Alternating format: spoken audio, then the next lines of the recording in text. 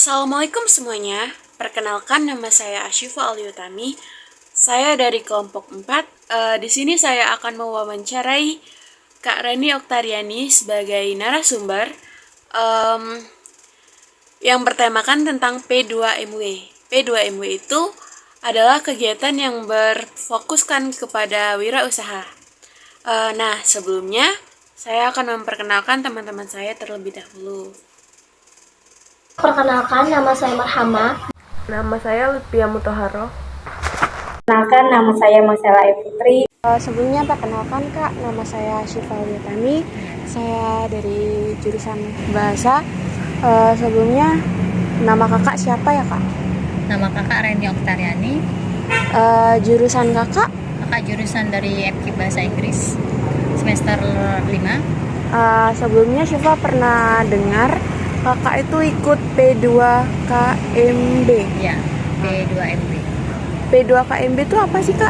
P2KMB itu adalah bidang yang bergerak pada bidang kewirausahaan. Jadi ada beberapa usaha yang ada di dalam bentuk lomba itu terdiri dari bisa jadi jasa, bisa jadi makanan, dan bisa jadi dalam bidang lain-lain seperti ngajar juga bisa, atau enggak buka-buka usaha. Tapi dalam usaha itu ada terbentuk dari beberapa bagian, ada yang dari makanan atau juga usaha. Seperti kalau dari usaha jasa itu dari bisa jadi ngajar privat atau buka barbershop gitu.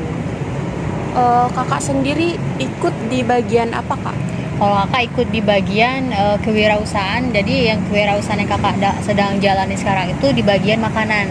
Makanan yang sedang dikelola itu namanya Kaya Smoothies. Kaya Smoothies itu makanan yang berasal dari buah-buahan yang dimix dari beberapa buahan tanpa dicampur gula atau madu atau sejenisnya gitu. Jadi pure benar-benar buah yang dimix menjadi smoothies.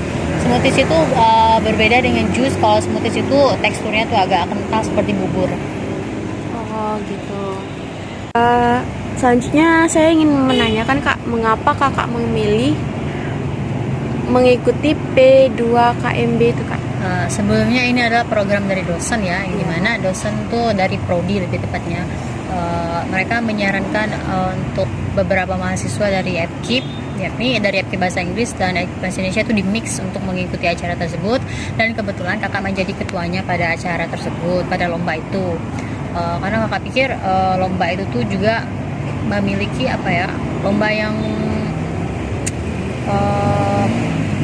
yang bersaing dengan banyak universitas lainnya di Indonesia, tapi di Palembang itu ada 3 universitas yang lolos. Jadi kakak pikir itu adalah suatu penghargaan, suatu kebanggaan untuk kakak bisa mengikuti lomba itu. Perasaan Kakak ketika diumumkan bahwa Kakak menang itu gimana? Yang pastinya seneng banget sih, karena kan gak nyangka bisa menang dan lolos dari ribuan bahkan dari seluruh Indonesia proposal yang diajukan. Universitas ini nanti ada 3 universitas di Palembang yang lolos pada proposal tersebut, tapi salah satunya adalah Universitas Tridinanti. Selain P2KMB itu kegiatan Kakak apa saja? Kalau sekarang kakak tuh sedang menjabat sebagai wakil gubernur dari FKIP, terus juga di samping itu kakak sedang menjadi sekretaris untuk acara PKKMB, acara ospek nanti. Bagaimana cara Kakak untuk mengatur waktu dengan perkuliahan? Itu kan sibuk banget Kak. Bagaimana cara mengatur waktunya? Cara mengatur waktunya dengan memanage waktu dengan sebaik-baiknya sih, karena mungkin kalau ada yang lebih penting atau apapun itu ya sebisa mungkin didulukan yang lebih urgent gitu kan. Tapi sebisa mungkin kakak tuh selalu menyusun jadwal. Oh, hari ini ada rapat ini, hari ini mau ada tugas ini, dan ada pertemuan gini. Tapi di luar dari kegiatan itu, kakak selalu mendahulukan kegiatan akademik di kampus. Seperti tugas itu kakak selalu mendahulukan tugas-tugas untuk kumpul sesuai dengan jadwal yang telah ditentukan oleh dosen-dosen. Jadi PKKMB itu kata kakak ketua dari kelompok tersebut. Ya, P2MB lebih tepatnya. Siapa saja yang terlibat di dalamnya Kak? Kalau untuk pembimbingnya itu ada Ibu Nurul sama Mem Jenny. Tapi untuk ada anggotanya itu ada 5 orang. Kakak kebetulan jadi ketuanya. Terus yang menjadi anggotanya itu ada kakak dari bahasa Inggris 2, bahasa Inggrisnya 3, kakak sama kakak ketuanya, terus anggotanya lagi 2 anak bahasa Indonesia.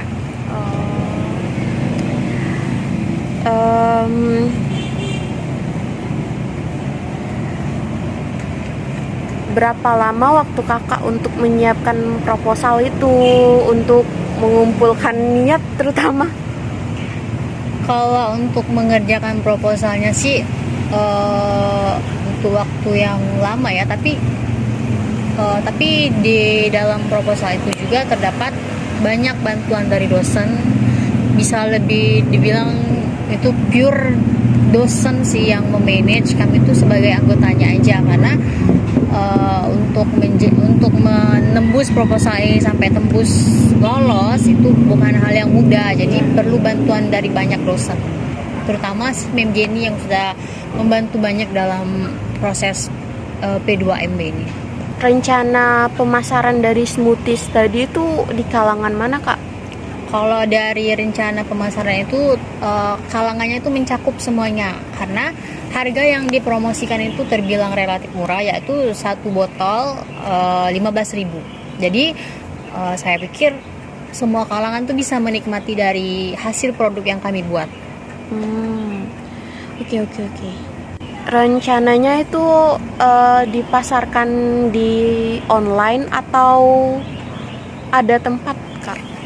Kalau rencana pemasaran itu udah ada 2 tempat, di online sama di offline. Kalau online itu kita via Instagram atau enggak via WhatsApp, tapi kalau offline itu kita biasanya buka stand ketika ada acara-acara seperti kami pernah buka stand itu pada acara 17 Agustus. Di situ kan banyak lomba-lomba yang sedang dosen jalani. Jadi di situ kami buka stand dan alhamdulillah tembus 40 botol itu.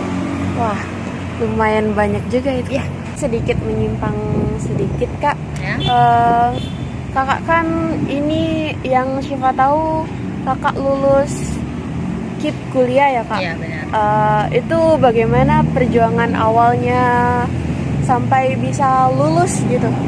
Wah, kalau untuk perjuangan flashback ke belakang untuk melihat lagi perjuangan untuk bisa lulus beasiswa itu tuh suatu hal yang membanggakan, karena mengingat ada banyak sekali yang daftar, ada banyak sekali berjuang dengan mahasiswa-mahasiswa lain yang dimana mungkin potensi mereka lebih daripada kakak kan. Jadi ketika walaupun sudah melalui proses yang sangat panjang dan bisa dibilang sangat rumit karena banyak sekali tahap-tahapan. Kalau untuk kakak sendiri mengambil jurusan bahasa Inggris itu kemarin ada tes wawancara bersama Ibu Rektor, Wakil Rektor 2, itu langsung wawancara menggunakan bahasa Inggris, dan di situ sih yang kakak merasa ya mungkin sudah melakukan yang semaksimal mungkin.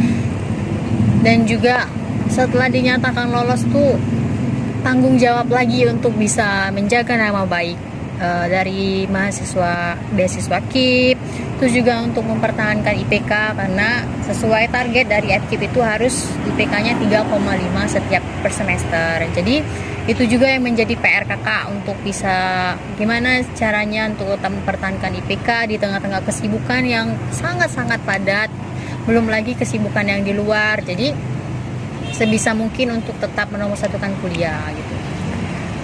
Baik, mungkin itu saja, Kak, yang Syifa pertanyakan. Ya. Lebih dan kurang terima kasih, Kak. Sama-sama. Assalamualaikum. Terima kasih Sipa.